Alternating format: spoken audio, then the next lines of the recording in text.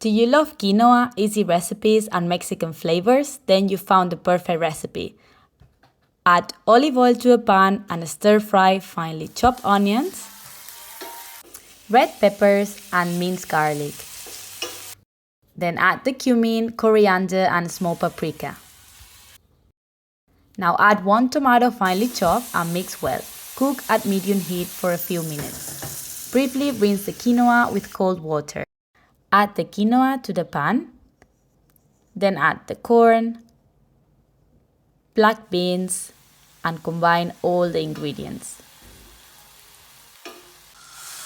Now you want to add your vegetable stock. Bring it to a boil and simmer. Cover the pan with a lid or tinfoil, leaving a small gap for the steam to escape. Cook for about 15 minutes, turn the heat off, leave to rest for a few minutes and remove the tinfoil. Fluff the quinoa and garnish with some chopped coriander, and if you like, you can also add some sliced avocado.